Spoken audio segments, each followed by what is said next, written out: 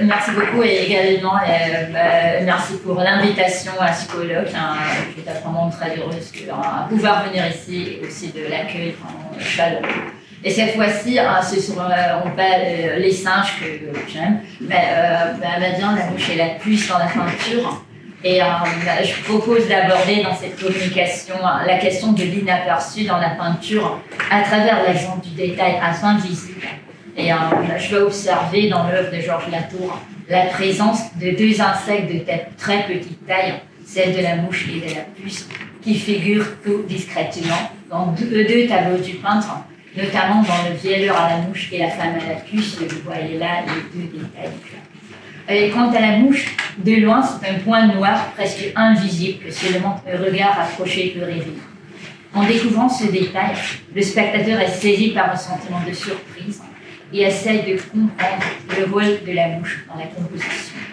Il en va autrement pour la puce, dont la présence dans l'espace pictural n'est suggérée que par le titre du tableau. À propos du détail de la puce, c'est au constat intime que je vais recourir lors de l'interprétation. Au-delà de l'analyse de la fonction de ces insectes dans les tableaux de Georges Latour, je vais encore évoquer la tradition iconographique au sein de laquelle s'inscrit leur représentation, et je vais essayer également de montrer comment la prise en compte de ces détails peut changer la perception de l'ensemble des tableaux. Dans la peinture, la mouche et la puce sont des détails à première vue marginaux, inaperçus car infiniment petits, qui sont pourtant là et qui ne se révèlent qu'à un regard attentif. Mais la question se pose immédiatement. Le détail est-il nécessairement marginal et secondaire par rapport au sujet central de la composition? Justement, on a vu. De fait, un détail n'est jamais anodin, il n'est jamais placé au hasard dans le tableau, mais résulte d'un travail conscient de l'artiste, même si cette intention n'est parfois pas évidente pour observer. Daniel Arras, historienne de l'art, voit l'intérêt de l'approche de la peinture par ses détails dans la mise en question des catégories établies de l'histoire de l'art qui semblent être faites de loin. Effectivement, en regardant de loin une peinture, on est attentif à l'impression de l'ensemble, à l'harmonie constituée par les éléments de la composition. Mais dès que l'on s'approche du tableau, on y aperçoit des détails qui passaient d'abord inaperçus, comme par exemple le reflet du crâne dans le miroir, dans la Madeleine au miroir de Georges Latour. Grâce à de telles découvertes, les détails apparemment secondaires gagnent d'importance pour devenir essentiels, car ils peuvent changer l'interprétation du tableau entier. C'est également Daniel Arras qui affirme que le regard posé de près peut offrir au spectateur un sentiment d'intimité et que le détail révèle alors, merci, comme ça c'est bon, alors, d'une part intime, la présence des peintres dans leurs œuvres. Les philosophes et les historiennes de l'art de tout temps étaient sensibles à la distinction de deux manières de voir, celle de près et celle de loin. Ils expriment à ce propos souvent des idées semblables, même s'ils les formulent différemment. Dans le chapitre sur le clair-obscur de ses essais sur la peinture, Denis Diderot oppose deux sortes de peinture et corrélativement deux manières de les regarder.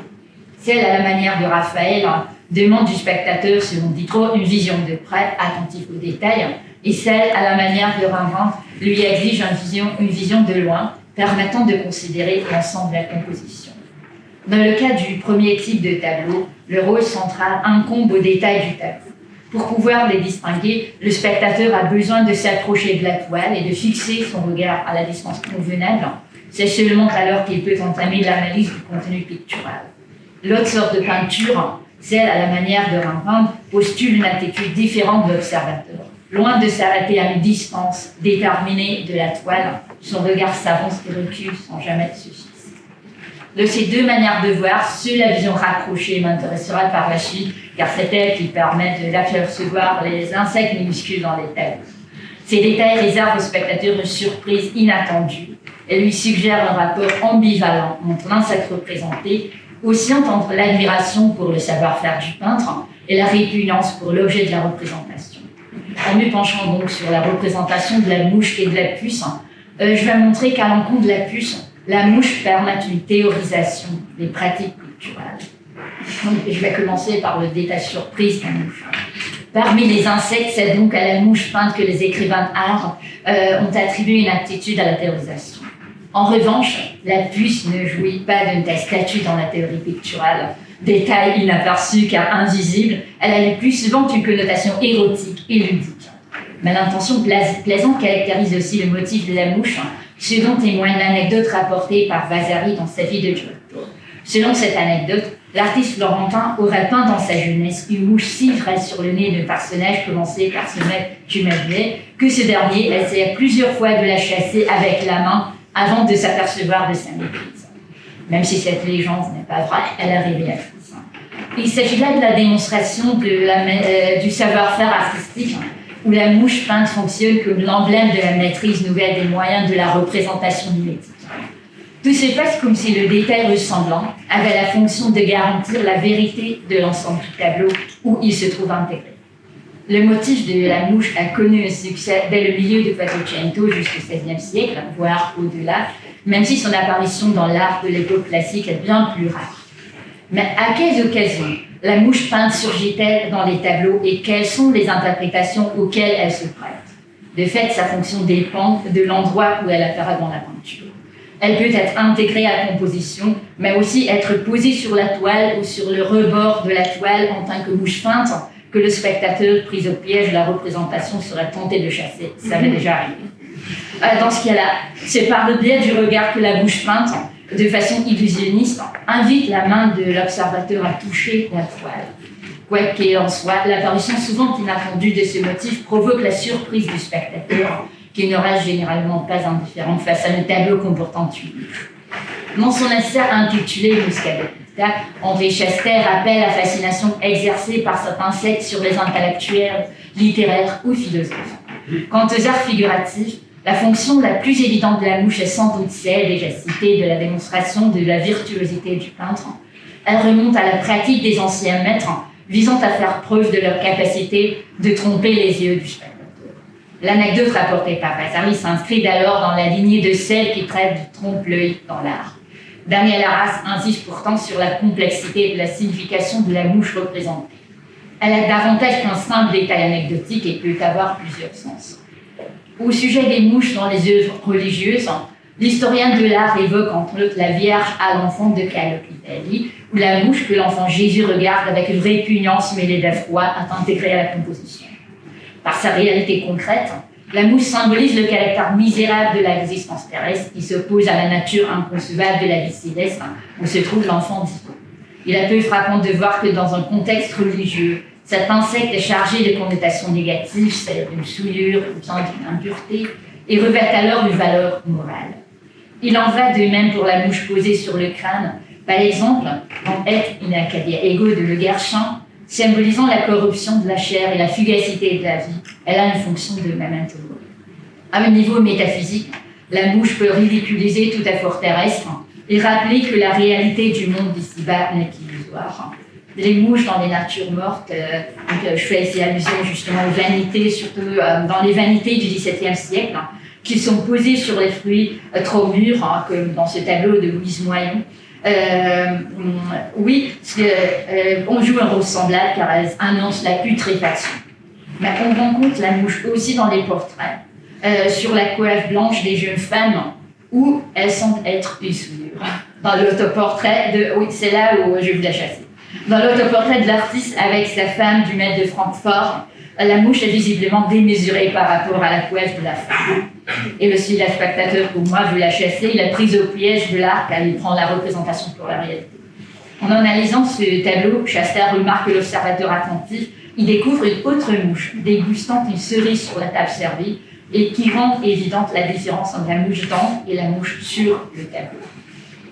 Après avoir présenté les fonctions les plus typiques de la mouche dans la peinture, j'aimerais insister sur l'ambivalence de cet insecte auquel se rattachent des connotations négatives, mais qui devient dans la littérature artistique le symbole de l'adresse du peintre. En ce sens, la mouche peut être conçue comme la signature symbolique de l'artiste dont elle renvoie à la capacité de faire illusion. Dans le portrait d'un moine chartreux de Petrus Christus, la mouche vue de profil est posée sur la balustrade au-dessus de la signature peut être considérée comme faisant métaphoriquement partie justement de la signature. Peut-on retrouver quelques-unes des significations symboliques rattachées à cet insecte dans le cas de la mouche qui figure dans le Vielleur à la mouche de Georges Latour? Cette mouche est toute petite. Peinte sur le genou de Vielleur, elle est un détail presque inaperçu. Pour cette raison, on ne peut pas lui attribuer la fonction d'être le garant de la vérité de la représentation du tableau entier.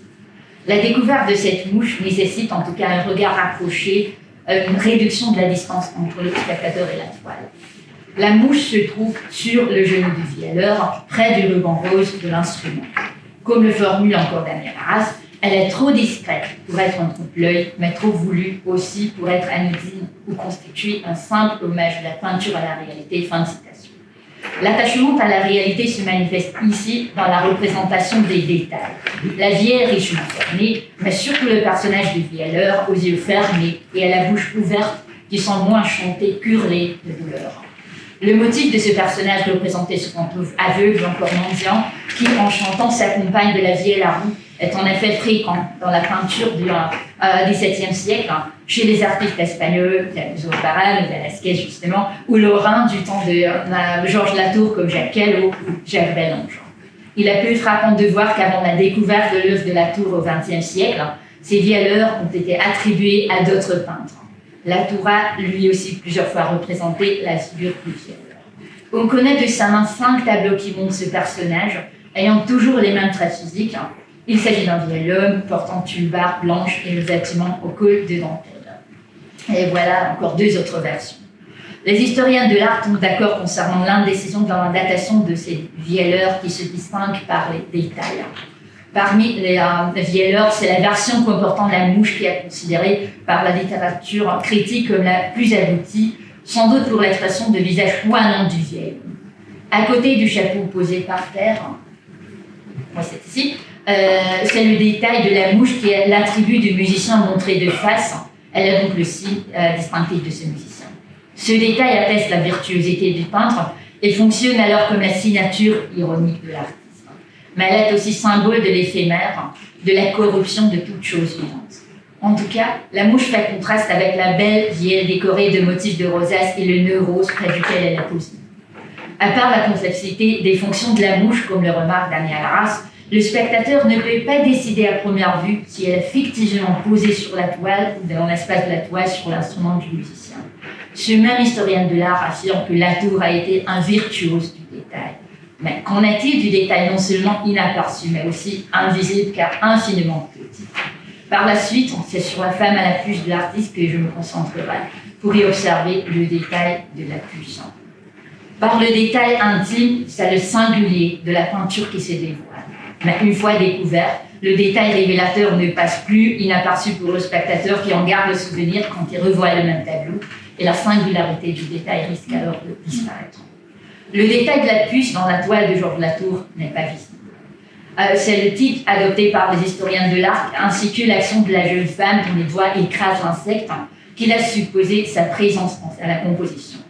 La scène permet plusieurs interprétations. Il n'est pas tout à fait univoque s'il s'agit d'une scène profane ou religieuse, d'une femme qui s'épuce ou qui de son rosaire. À certains égards, on peut rapprocher la femme à la puce de la Madame pénitente du Louvre. Les 2 œuvres montrent une femme de profil saisie au milieu d'une concentration intense. Sur d'autres hypothèses, les tableaux mettraient en scène une servante enceinte, une fille mère pénitente qui veut changer de vie. Parmi les interprétations possibles, la plus probable est celle qui considère le tableau comme la représentation d'un épisode entièrement profane, montrant une femme qui s'épuce avant de se coucher. Mais le parasite qu'elle est en train d'écraser est à peine visible pour le spectateur qui ne peut pas décider si le point noir entre les doigts crispés de la femme est une puce ou bien un trou. Ça pourrait être aussi une puce. Il s'agit en tout cas d'un sujet réaliste, traité également par d'autres peintres caravagesques du temps de Latour, comme Galit entre autres, ou bien Trophime. Dans la version de ce dernier sur le motif de la femme à la puce, Bigot présente aussi une grande cuvette contenant de l'eau dans laquelle la femme noie ses puces attrapées. Mais on ne trouve pas de pareil accessoire dans le tableau de Latour.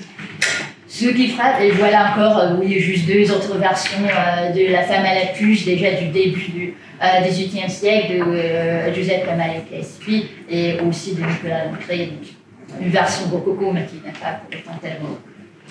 Et ce qui frappe le spectateur de la femme à la puce de Georges Latour, c'est l'expression du visage sérieux, voire solennel de la jeune femme. Malgré sa chemise entrouverte qui laisse voir sa poitrine, et malgré les connotations habituellement rattachées à l'épuçage, elle n'est pas érotique. la flamme de la chandelle éclairant la femme dote la scène anecdotique d'un sens universel. Il n'est guère un hasard que Latour a été appelé peintre des nuits par ses contemporains, même s'il a exécuté non seulement des toiles nocturnes, mais aussi diurnes. Si le vielleur à la mouche est une scène diurne, la femme à la puce est une œuvre nocturne. Ce qui unit les deux tableaux, c'est le détail de l'insecte à peine visible. Mais alors que la mouche est l'attribut de vielleur âgé, le tableau à la puce montre une jeune femme. À cet endroit, il n'est peut-être pas inopportun de faire allusion aux connotations traditionnellement liées à la puce. Comme le rappelle le parasitologue Jean-Marie Dauby, au cours de l'histoire, la puce a joué un rôle considérable dans la transmission de plusieurs maladies, dont la peste. Mais peut-on savoir avec certitude si dans le tableau de Georges Latour, le point noir entre les doigts de la jeune femme est une puce? À part le titre de la toile, c'est la fréquence des tableaux montrant une jeune femme à la puce au XVIIe siècle qu'il a supposé qu'il s'agit très probablement d'une puce. On doit noter la différence entre le comportement de l'homme envers ces deux parasites. À l'encontre de la puce qui jouit d'une indulgence souvent amusée de la part de l'homme, le pou n'a jamais bénéficié d'une telle attitude favorable. Au temps de Georges Latour, la pullulation des puces concerne surtout les gens vivant dans des conditions sociales défavorisées, mais ces parasites se rencontraient aussi parmi les membres de la noblesse, et la chasse aux puces était considérée jusqu'au XVIIIe siècle comme une sorte de jeu amoureux. L'association, un peu bizarre, l'association de la puce et de la jeune femme s'explique par des raisons esthétiques. Les tableaux à la puce invisible, montrant une femme au corps en partie dénudé, bien visible, servent à stimuler l'imaginaire érotique des spectateurs, comme par exemple ici.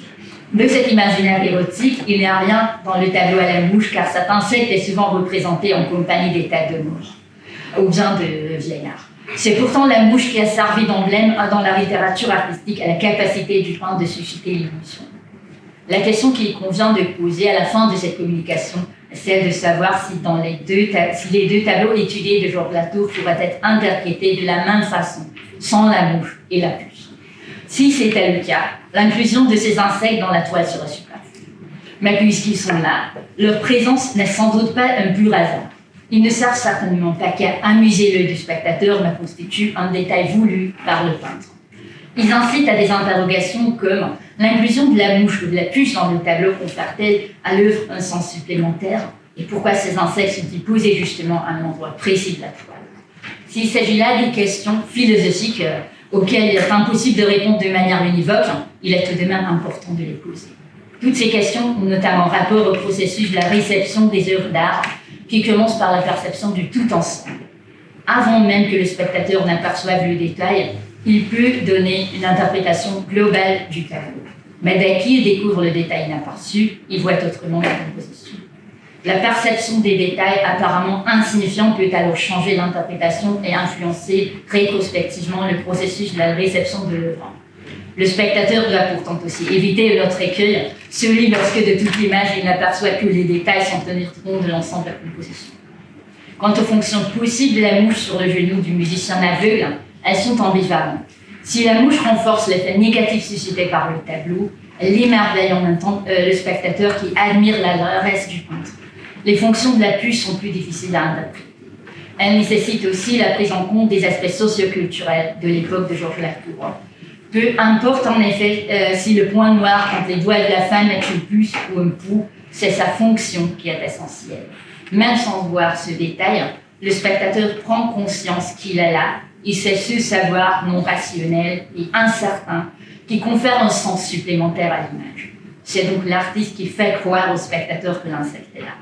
La présence de la puce dans le tableau fait comprendre au spectateur que ce qu'il ne voit pas est parfois plus important que ce qu'il voit. Le détail de la puce devient ainsi, quelque peu paradoxalement, le sujet central de l'image. L'exemple du détail de la mouche et de la puce dans la peinture soutient, en fin de compte, le lieu commun que lors de l'examen attentif de quelque chose, de plus en plus de détails se révèlent, ce qui rend plus complexe l'interprétation et en même temps le sens de l'objet examiné. Merci pour votre attention.